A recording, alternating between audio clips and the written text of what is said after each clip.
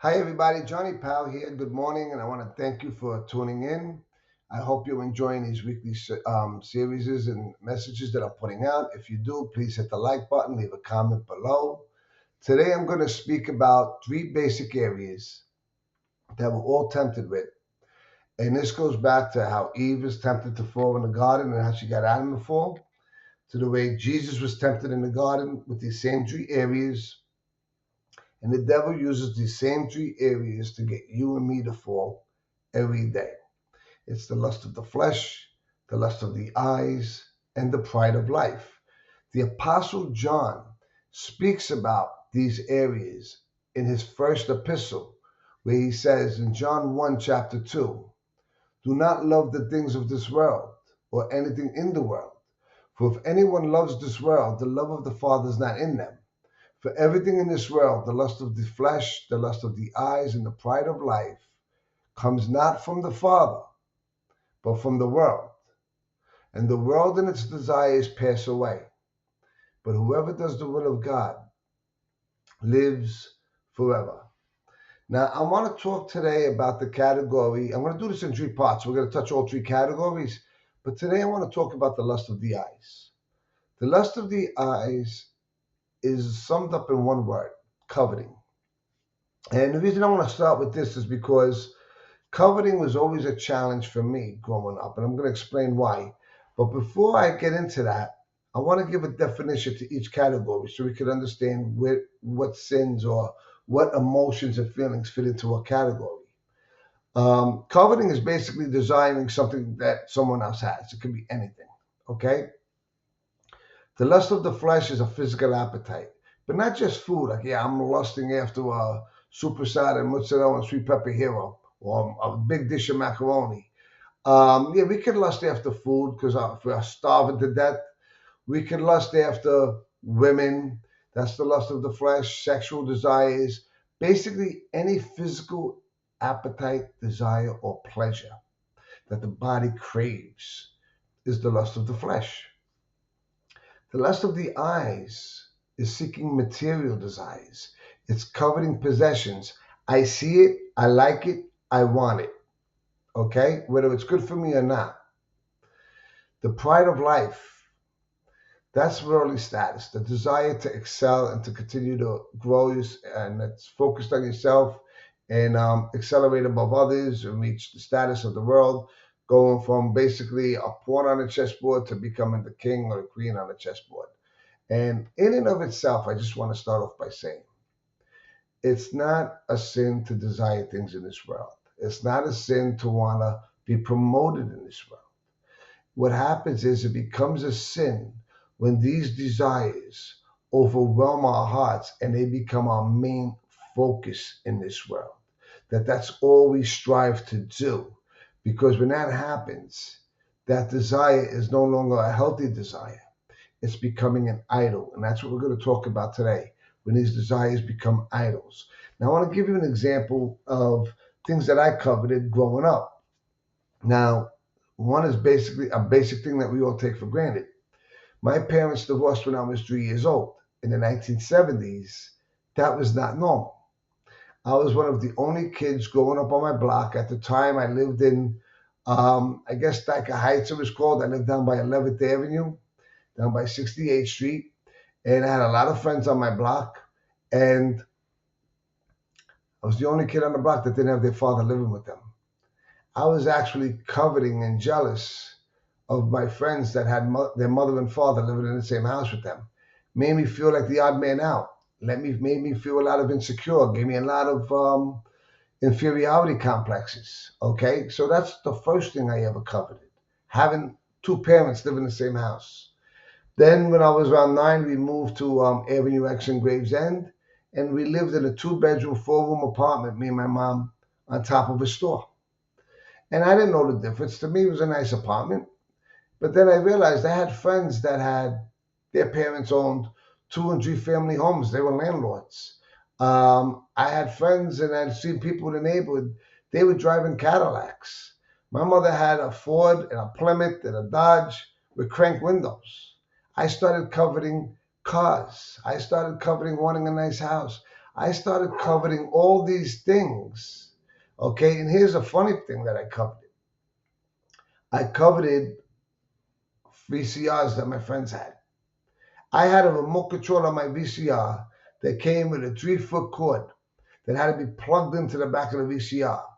What good is having a remote control if you got to stand within an arm's length of the unit to use it? You might as well just use your finger and push the button and hit the play. I had friends that had VCRs. You could stood on their roof and hit the play button. So I learned at a young age that when I grow up, when I get older, I wanted the finer things in life. I always had nice cars. I always tried to present myself to have more than what I was. And basically, what I was doing was I was creating a band-aid for myself because I put my value, my self-worth was low. So I based my value on the things that I had. And that's when these things start, like I said, they become idols to us. And Satan used the treasures of the world to tempt Jesus in Matthew chapter 4 with the lust of the eyes. It says in Matthew chapter 4, verse 8, like I said, Satan tempted him in all 3 areas, but we're going to talk about the lust of the eyes. It says, and the devil took him to a very high mountain and showed him all the kingdoms of the earth and his splendor. All this I will give you, he said, if you will bow down and worship me. Jesus said, away from me, Satan, for it is written, worship the Lord your God and serve him only. Now, every worldly thing that this devil had to offer, he offered him. And Jesus said, worship the Lord your God only.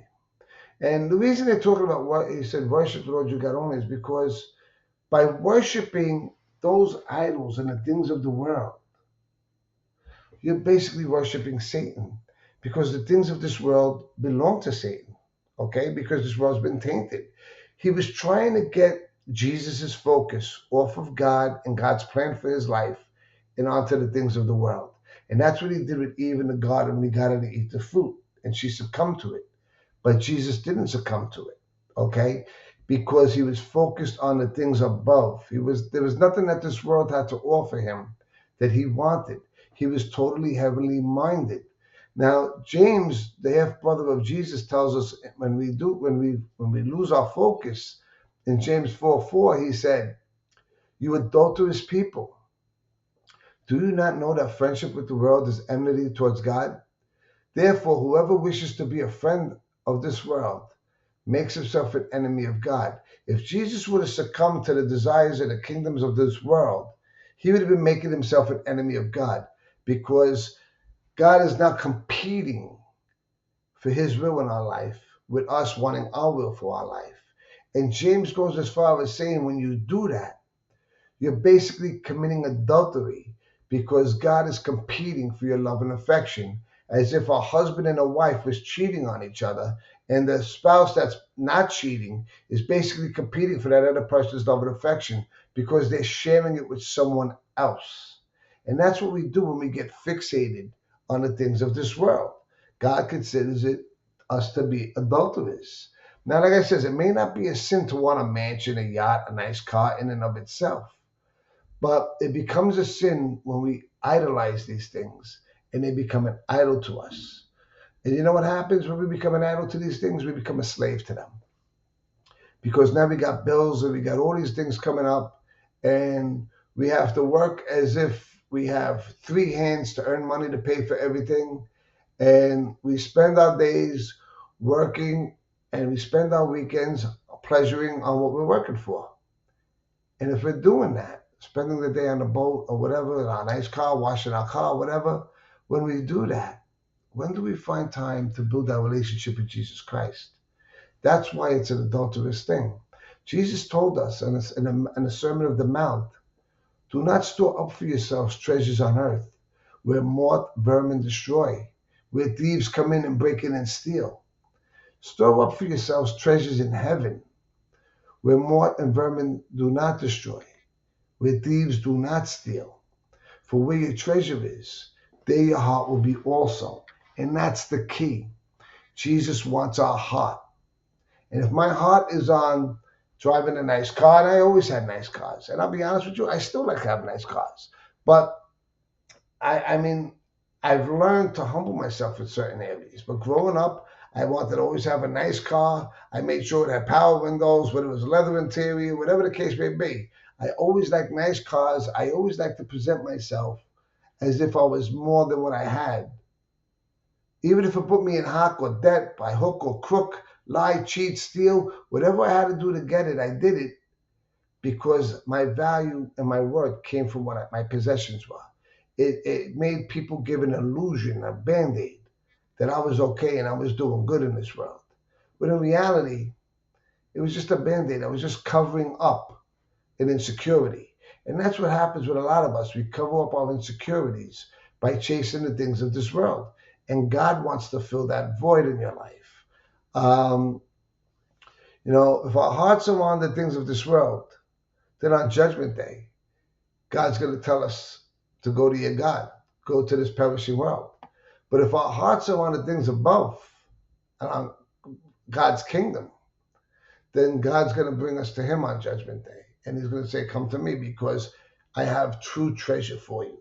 You gave up the treasures in this world for treasures that I have for you in heaven. And the devil, believe me, can put us all in debt and he can put us all in hard positions trying to keep up with the Joneses. Instead of keeping up with the Joneses, we need to be praying for the Joneses, for their salvation, because they're lost. Jesus said, seek first the kingdom of heaven and his righteousness, and all these things will be given to you as well. Matthew 6:33. I'm going to just end now as I speaking about a man named Asaph. Asaph was a musical composer that played for the king, King David. And he realized, he was a righteous man, and he looked around at the people around him, and he realized that the people that lived a wicked life, the people that lived their lives focused on the things of this world, basically had a lot of nice things. And they had no problems, so we saw. They had no issues. They had money, they had security, they had nice things. They lived a good life, and they said they didn't need it. Is there even really a God? Why do I need a God to bless me? Look at all the stuff I have. Okay? And David got, and I'm sorry, Asaph got caught up in that. And he started um, envying them and coveting them. And he writes Psalm 73, voicing his complaint to God about, I'm righteous and I'm living for you. And these people got more than I do. But then he started to realize the fate of those people. And it says in Psalm 73, verse 16, I'm going to start. When I tried to understand all this, it troubled me deeply till I entered the sanctuary of God. Then I understood their destiny. Surely you placed them on slippery ground, and you cast them down to ruin. How suddenly are they destroyed, completely swept away by terror. They are like a dream when one awakes. When you arise, Lord, you despise them as fantasies. When my heart was grieved and my spirit was embittered, I was senseless and ignorant, and I was a brute before you. He's repenting and saying, I was bitter towards you, I was arrogant, I was ignorant, and I was grieved, and I was senseless, okay? And I was a brute. So he's apologizing for his attitude right now. But he says, yet I am always with you, and you hold me by my right hand, and you guide me with your counsel, and afterwards you will take me to glory. When this is all done, when this world is over, I may not have had everything in this world, but I'm going to be with you in glory. And he speaks about heaven. He says, whom have I in heaven but you? And earth has nothing I desire besides you. The only thing on earth that he says he desires is the presence of God. My flesh and my heart may fail. We're human. We're going to fail. We're going to covet. But God is the strength of my heart, and he is my portion forever. Those who are far from you will perish, and you will destroy all who are unfaithful to you. But as for me, Asaph says, and as for me, Johnny Powell, it's good to be near God. I have made the sovereign Lord my refuge, and I will tell of your deeds. Asaph got his focus back, And he realized the things of this world are temporary. And those that chase after these things of this world have nothing in the future to hope for, because God is going to send them to their God, and this world is going to be destroyed. They're going to be separated eternally from God. But if you focus on things above, building treasure in heaven, that's where our heart's going to be. And when Judgment Day comes, we're going to be where our heart is. We're going to be with the Lord Jesus Christ. And we'll have true treasures that don't pass away. Thank you for tuning in.